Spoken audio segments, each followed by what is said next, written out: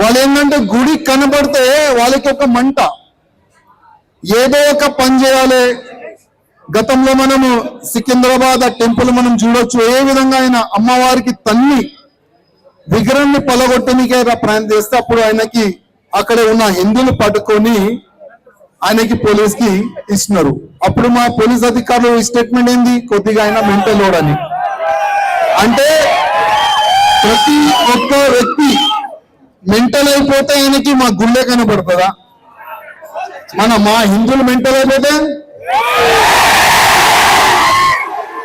కానీ ఆ అలవాటు మాలో లేదు, ఆ సంస్కృతి మాలో లేదు. మా పెద్దలు ఏం నేర్పిస్తారు, ఏదైనా ఎవరైనా దేవుడు ఉండని వాళ్ళకి మర్యాద ఇచ్చే ధర్మమే మన హిందూ ధర్మం అని మన పెద్దలు మనకు నేర్పిస్తారు.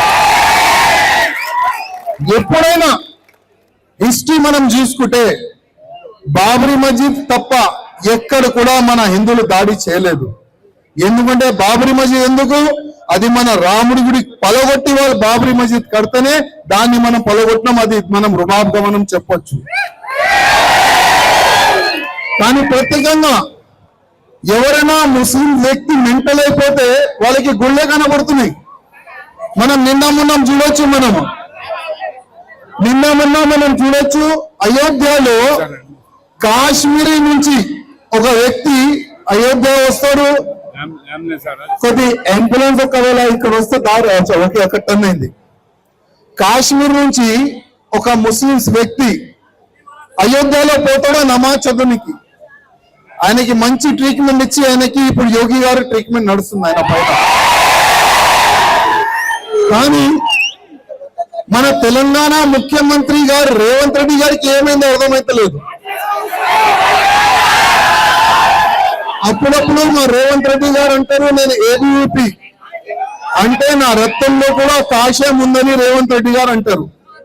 ఇప్పుడు మా రేవంత్ రెడ్డి గారు ఇంత పెద్ద అపవిత్రం జరిగింది కట్టమైసమ్మ గుడి ప్రాంగణంలో, మలమూత్రం ఒక ఫాల్తు వాడు వేసిండు, దానిపైన ఒక చిన్న మెసేజ్ కానీ ఒక చిన్న మెసేజ్ కూడా అనేది రాలేదంటే అది చాలా దురదృష్టం.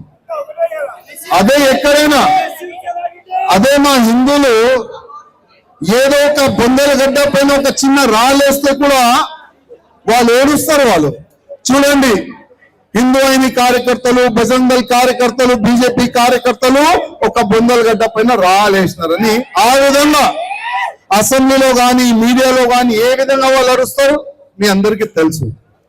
కానీ మా రేవంత్ రెడ్డి గారికి అదే విధంగా కేటీఆర్ గారికి రిక్వెస్ట్ చేస్తున్నాం, ఒక్కసారి రండి.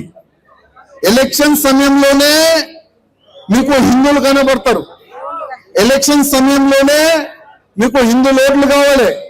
కానీ అదే హిందువులు పవిత్రమైన హిందువులది గుడి పైన ఇంత పవిత్రమైన జరిగితే అపవిత్ర జరిగితే అసలు ఒక చిన్న స్టేట్మెంట్ కూడా లేదు. అది చాలా దురదృష్టం తమ్ముళ్ళారా. దాని యొక్క మాట మా కార్యకర్తలకి చెప్పనీకి వచ్చినాను.